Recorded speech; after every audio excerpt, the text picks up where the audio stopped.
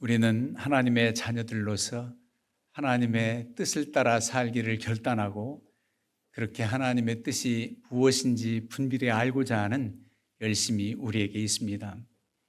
하나님의 뜻은 무엇인가? 하나님의 마음이, 하나님이 원하시는 마음, 하나님의 의지, 하나님의 뜻입니다.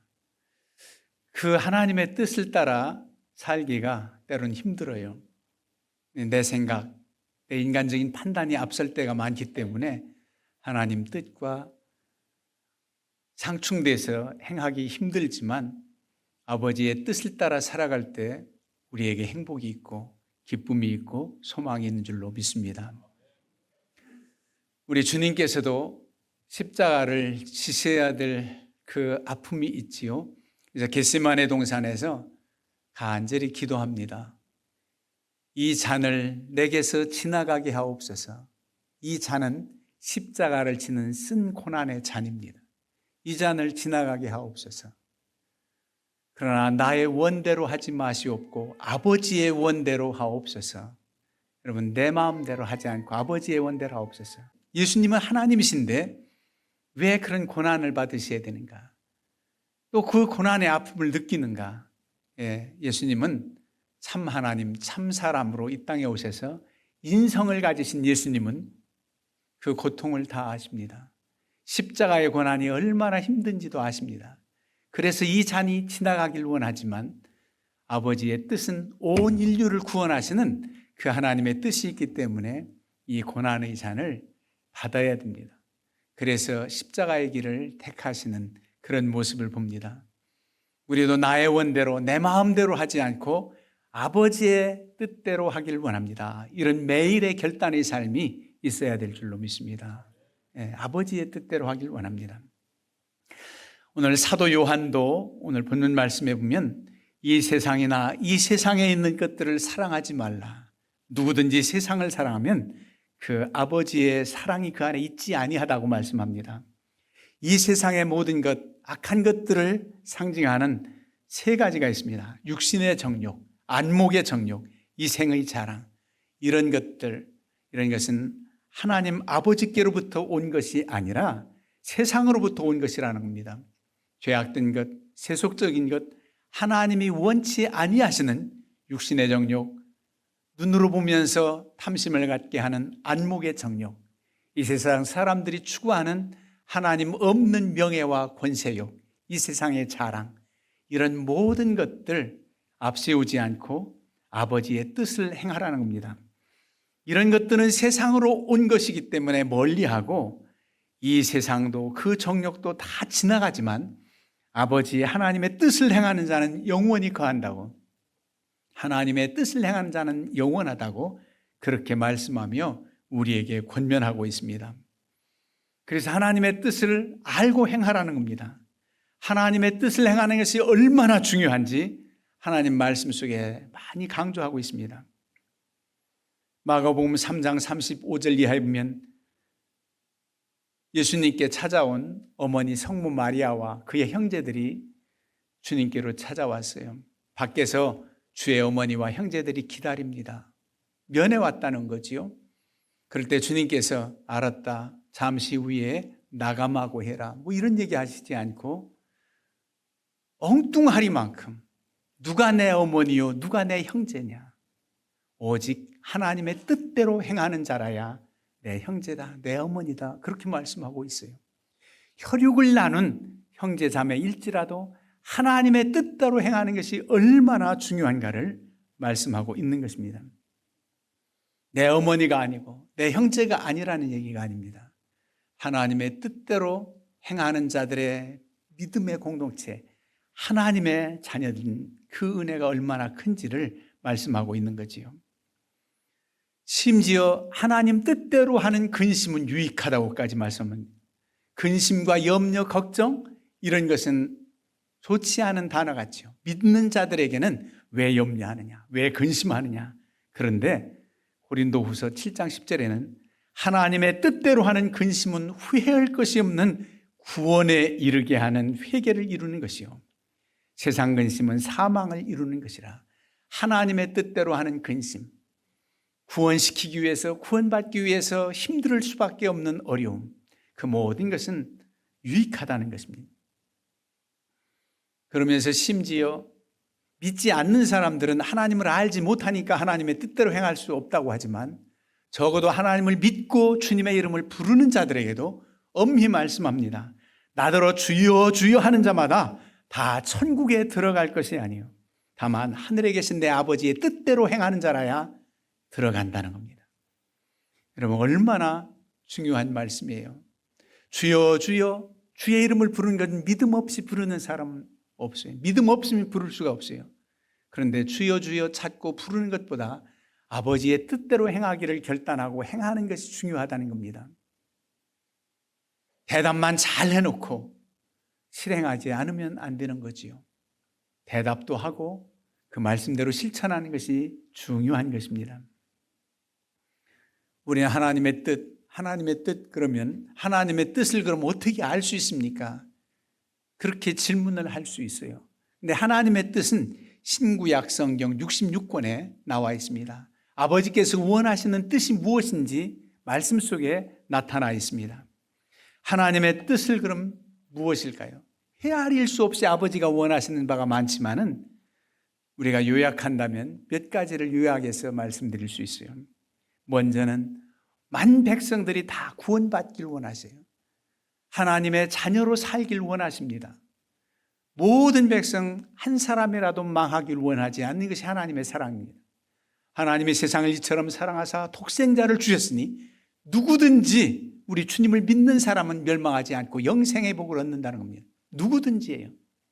어떤 사람은 구원의 반열, 어떤 사람은 유기된 자, 이러지 않습니다.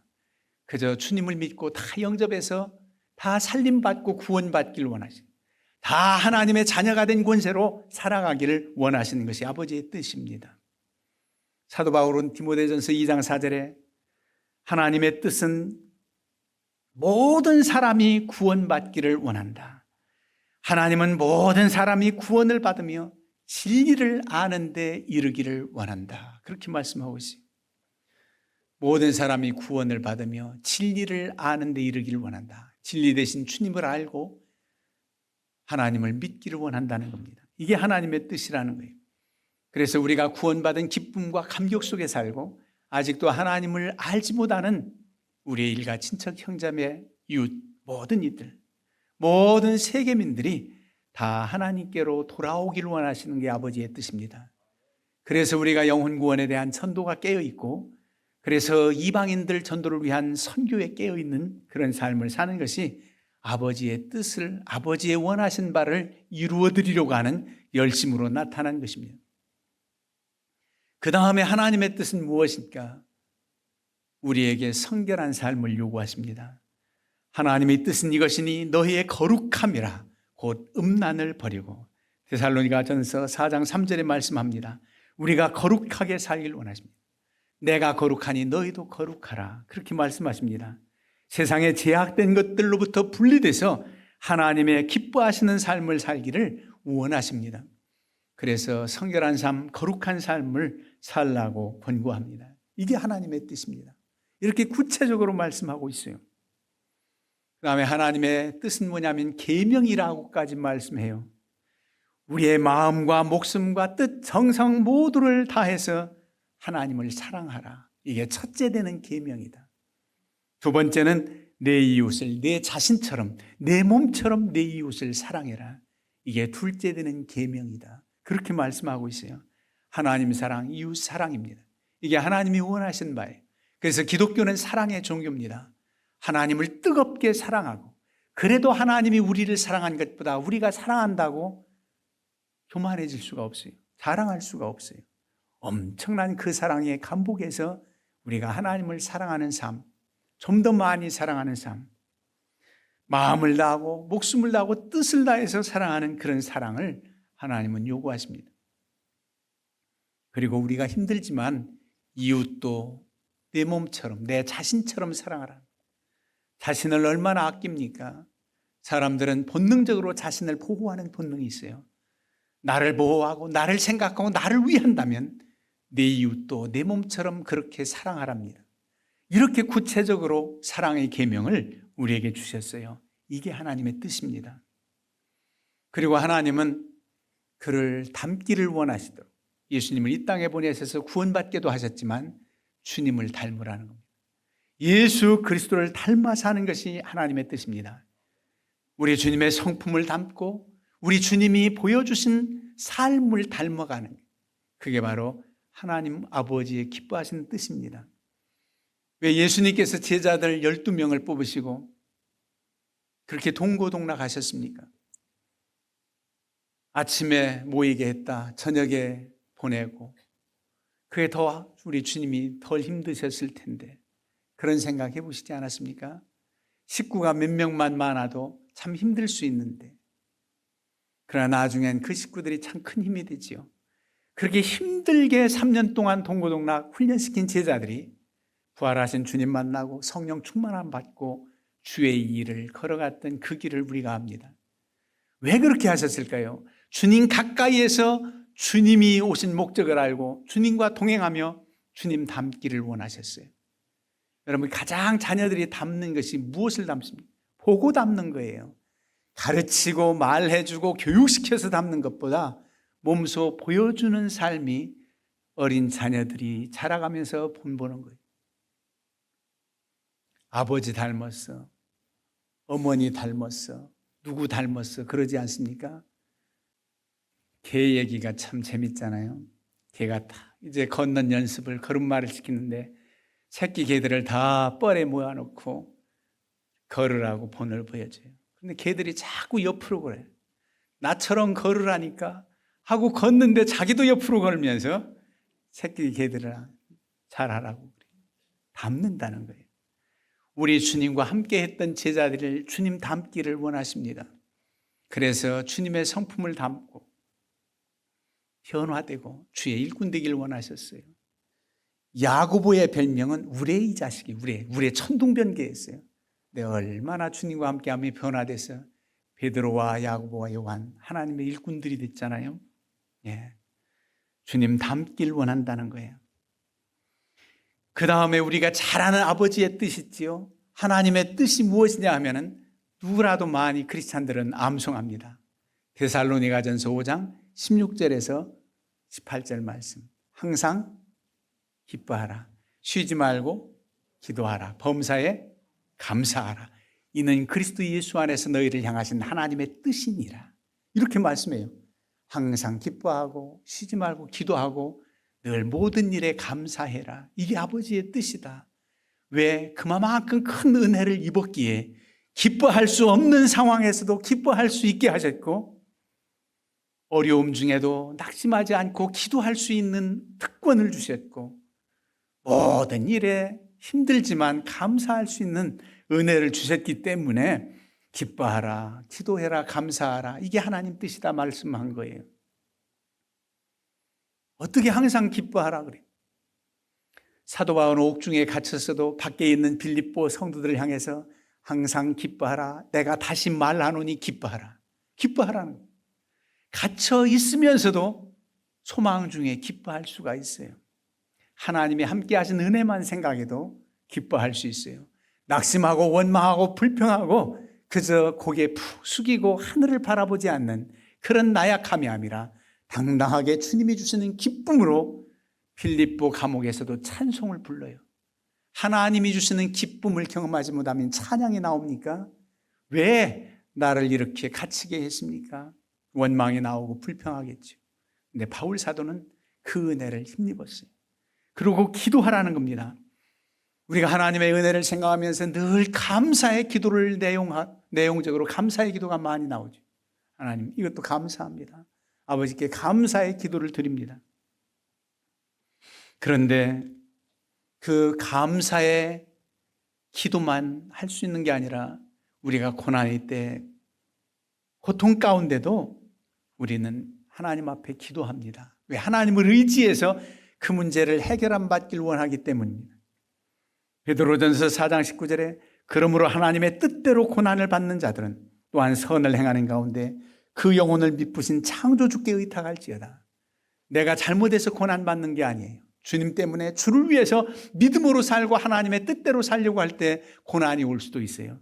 그런데 그 고난받는 가운데도 하나님을 의탁해라. 창조주 하나님을 의지해라. 기도하라는 뜻입니다. 하나님께 기도하면 하나님께서 위로해 주십니다. 성령의 위로하심이 있어요.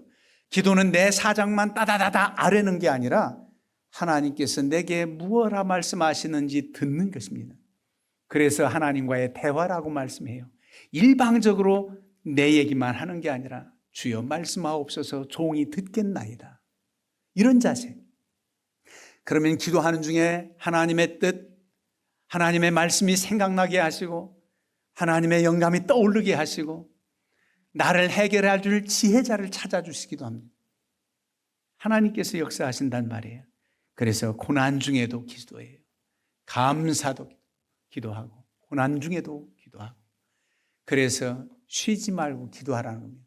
늘 눈 감고 하나님께 기도하라는 게 아니라 여러분들이 기도하는 자세로 삶을 살라는 겁니다. 무슨 일을 하든지 기도하는 삶의 자세로 살아. 그게 하나님의 의지하는 겁니다. 그 다음에 범사에 감사하라는 거예요. 모든 일에 감사하라는 거예요. 감사할 수 없는 가운데 있을지라도 하박국 선지자처럼 감사하라는 거예요. 뭐가 없어도 하나님께 감사하라. 왜? 하나님 한 분만 내 편이 되시고 나와 함께 하시면 문제가 되지 않기 때문입니다. 이게 바로 우리에게 주신 하나님의 뜻입니다. 그런데 우리가 살아가면서 하나님의 뜻을 그럼 분별하려면 어떻게 하는가? 보편적인 하나님의 뜻이 이렇게 말씀 속에서 나타났고 이렇게 살라고 하셨는데 우리 개인적 삶에도 결단할 때가 많이 있고 분별해서 선택해야 될 때가 많이 있을 때 어떻게 하나님의 뜻을 분별해서 실행해야 되는가? 때로는 어떤 직업을 선택해야 되나? 누구와 결혼해야 될지, 어디서 살아야 될지, 이사가나 어떤 일 가운데 교회를 선택해야 될 때 어떤 교회를 선택해서 내가 살아야 될지. 여러분, 하나님이 뜻을 알고 분별력을 주시면 넉넉히 하나님 기뻐하시는 쪽으로 선택하게 될 줄로 믿습니다. 어떤 때는 하나님 가르쳐 주옵소서, 이 길을 가야 합니까? 저 길을 가야 합니까? 내 삶 속에서 정말 결단할 때 기도하지요. 그런데 여러분들 소원은 어떻습니까? 그저 하나님 내 생각, 내 원 무시하고 그저 하나님 이 길로 오르시면 이 길 갖다 놓으시고 이 일을 해야 되면 이 일 하게 하시고 그저 하나님이 강권적으로 나를 들어서 하나님 원하시는 곳에 데려다 놓으세요. 택하게 하세요. 그랬으면 좋겠는데 하나님은 자유의지를 주셔서 우리가 선택하도록 그렇게 많이 하십니다. 우리가 선택하도록. 그러나 하나님의 뜻을 따라서 선택하도록 그렇게 하십니다. 그럼 어떻게 해야 되는가? 그런 여러 가지 상황 속에서 어떻게 해야 되는가? 결혼을 해야 될지 안 해야 될지. 요즘 젊은이들 결혼 늦어지고 안 하겠다고 선포한 젊은이들도 많아요. 그것도 주님의 영광을 위해서라면 사도 바울도 결혼하지 않고 자기처럼 혼자 사는 것도 좋다 그랬어요. 하나님의 뜻이라면 어떤 길을 가야 될까? 묻고 행하는 겁니다. 내 생각을 먼저 하지 말라는 거예요. 적어도 우리 자녀들이 만약 난 결혼 안 할 거예요, 할 거예요, 이런 거 기도해보지 않고 응답받지 않고 그렇게 했거든 허락해 주지 마세요. 너 기도하고 응답받았니? 그러면 그렇게 행하라고 하세요. 하나님 뜻을 어떻게 행해야 되는가? 먼저는 말씀에 비추어 봐야 돼요. 하나님 말씀에 내가 지금 이 생각이 옳은지, 이 길 가는 것이 하나님 기뻐하시는지, 이게 하나님께로부터 왔는지 내 생각인지 분별하라는 거예요. 구체적으로 주님께서 말씀합니다. 요한복음 7장 17절에 사람이 하나님의 뜻을 행하리 하면 이 교훈이 하나님께로부터 왔는지 내가 스스로 말함인지 알리라. 하나님께로부터 이 뜻 왔는지 내가 스스로 선택한 길이. 하나님의 뜻을 말씀에 비추어 사는 사람은 결단코 하나님께 기도하지 않고 행하는 법이 없습니다. 말씀에 비추어 행합니다. 그리고 기도하기를 그치지 않습니다. 심지어 내 판단뿐만 아니라 우리 사랑하는 가족들의 앞길을 위해서도 여러분 기도해야 됩니다. 중보기도 한다고 그러지요. 사도 바울은 성도들을 향해서 이렇게 기도했습니다. 골로새서 1장 9절에 이로써 우리도 듣던 날부터 너희를 위하여 기도하기를 그치지 아니하여 구하오노니 너희로 하여금 모든 신령한 지혜와 총명에 하나님의 뜻을 아는 것으로 채우게 하시고 하나님의 뜻을 아는 것으로 채워지길 원한다. 지혜와 총명 주시길 원한다. 그래서 하나님 뜻대로 살기를 원하는 우리의 자녀들, 우리의 가족들, 그를 위해서 중보기도 할 수 있습니다. 내가 이 길을 가야 됩니까? 내가 이걸 선택해야 됩니까? 그때도 기도하지만은 우리의 자녀들, 우리의 사랑하는 사람들의 앞길을 어떻게 해야 될지 하나님께서 가르쳐 주옵소서. 그들을 위한 중보의 기도, 바울의 심정으로 골로새 교인들을 향해서 하나님의 뜻을 아는 것으로 채워 주옵소서. 그렇게 간구했던 것처럼 말입니다. 그리고 하나님의 뜻이 어떻게 우리에게 역사하느냐? 성령의 인도하심을 받아야 됩니다. 무릇 하나님의 영으로 인도함 받는 사람은 곧 하나님의 아들이라. 하나님 우리의 아들이잖아요. 그럼 성령의 인도하심을 받아서 행해야 됩니다. 그리고 성령을 따라 기도하고 성령을 의지하는 사람은 마음에 평안이 옵니다. 그리스도의 평강이 너희 마음을 주장하게 하라. 이 길을 행할 때 거리낌이 없어요. 하나님이 이 길을 기뻐하시는구나. 마음에 평안을 주십니다. 그러면 행하면 돼요. 그리고 또 하나님의 뜻을 행할 때 여러분들이 기도하는 사람, 하나님의 사람, 그래서 그들의 지혜를 얻기도 해야 돼요. 조언을 듣기도 해야 됩니다. 하나님께서 특별히 그 일의 전문가를 세워주시기도 하고 만남을 주시기도 해요. 내가 어떻게 세상 일을 다 할 수 있습니까? 그러나 하나님의 사람, 믿음의 사람이 나의 이 문제를 권고해주고 권고할 수 있는 지혜자가 있단 말이에요. 그런 이들을 조언을 받는 것도 나쁘지 않습니다. 기도하고 말씀 비추고 다 대전제지만 거기에 믿음의 사람이 그거 괜찮다. 하나님 기뻐하실 것 같다. 그러면 되는 거예요. 지혜로운 조언을 듣는 겁니다. 잠언 11장 14절에 지략이 없으면 백성이 망하여도 지략이 많으면 평안을 누리느니라. 지략 있는 사람을 통해서 평안을 누려. 이건 세상 지혜 아니에요. 하나님 없는 지혜가 아니에요. 하나님의 사람으로서 지혜자예요. 내 일처럼, 내 고난처럼, 내 어려움처럼 생각하는 그런 이들의 지혜 조언을 듣는 겁니다. 여러분, 바로 왕이 요셉의 꿈 해몽을 듣고 요셉을 총리 대신으로 세우잖아요. 어찌 보면 이집트 대단한 나라입니다. 이집트 문명의 발상지 중에 이집트가 들어가요. 이집트 성지순례 가면 3000년, 4000년 전에 이렇게까지 할 수 있나? 그렇게 느껴집니다.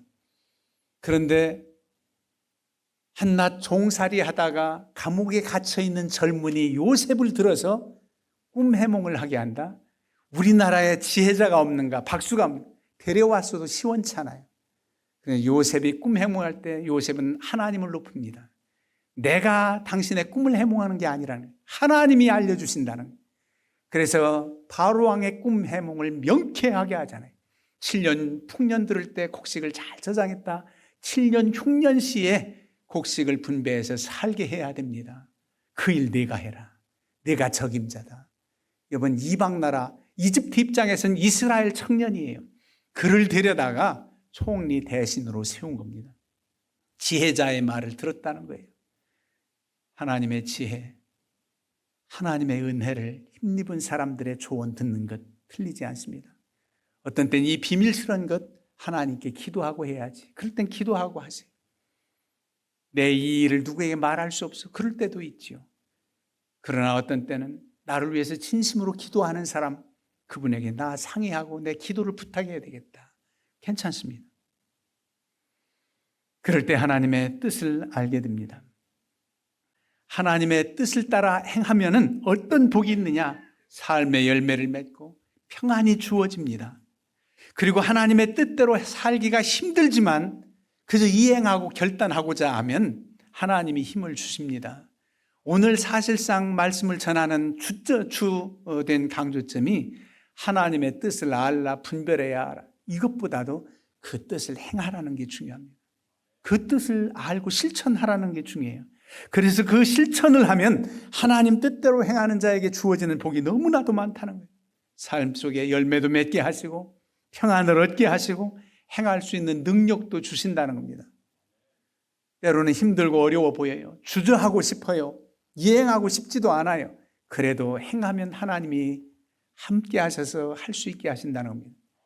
모세를 부르신 때가 청년의 때가 아니었어요. 미디안의 피해에서 도피해서 범인으로 살아간 지가 40년, 80세가 돼서야 모세를 부르시고 내 백성 이스라엘을 구해내라는 겁니다. 이끌어내라는 겁니다.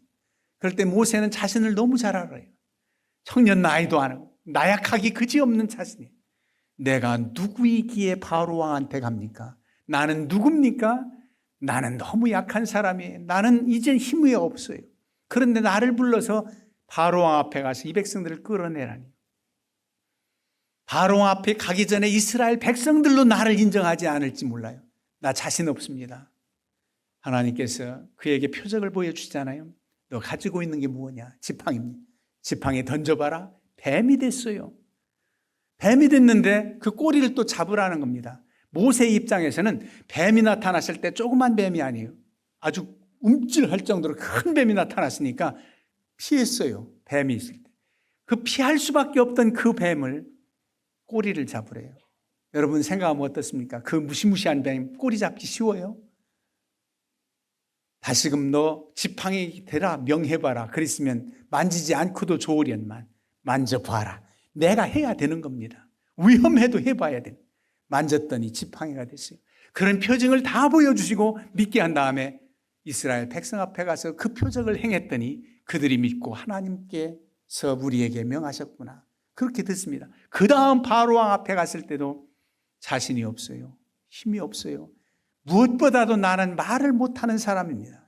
나는 말을 못하는데 바로왕 앞에 가서 내가 무슨 말을 어떻게 해야 될지 모르겠습니다. 그럴 때 하나님께서 뭐라고 말씀합니까? 입을 지은 자가 누구냐? 입을 만든 사람이 누구냐? 나는 입이 뻣뻣하고 혀가 둔해서 도저히 말할 수 없어요. 그러니까 입을 만든 사람이 누구냐 말이에요. 하나님이 만드셨다는 거예요. 걱정하지 말고 가. 내가 너와 함께 할게. 이렇게 말씀하지 않고 걱정하지 말고 가라면서 내가 내 입과 함께 할게. 내 입하고 함께 할게. 구체적으로 내 입하고 함께 한다는 겁니다. 여러분 약할 때 오른손으로 해야 될 일 있으면 하나님 이 오른손 오늘 이 일 오른손으로 해야 돼요. 야구 선수가 이 오른팔 함께 해주세요. 축구 선수가 한 발만 잘해서 인류 선수가 될 수 없어요. 왼발도 잘 쓸 수 있도록 그렇게 해야 되잖아요. 너 오른팔 왼발 왼발 오른발 다 함께 할게. 그러나 그걸 믿고 그렇게 또 실행해 봐야 돼요. 손흥민 선수 대단했더라고요.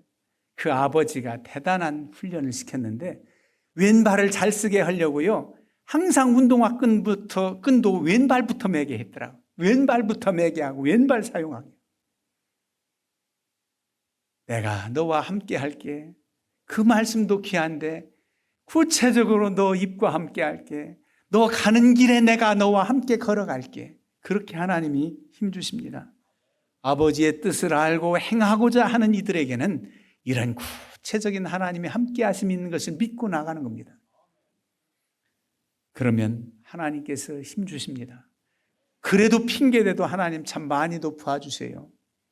그럼 말 잘하는데 형 아론하고 같이 가라. 그래서 아론을 붙여주시는데 그럼 가서 아론이 다 대변하고 말했습니까? 모세와 아론이 함께 이제 바로왕 앞에 가서 말하지요. 놀라운 하나님의 은혜입니다. 여러분 하나님의 뜻을 알고 그 뜻을 이행하고 실천하고자 하는 열심이 있을 때 하나님이 능력 주시고 지혜 주시고 할 수 있도록 하시는 것을 믿고 행함으로 승리하는 삶을 사시기를 주님의 이름으로 축원합니다.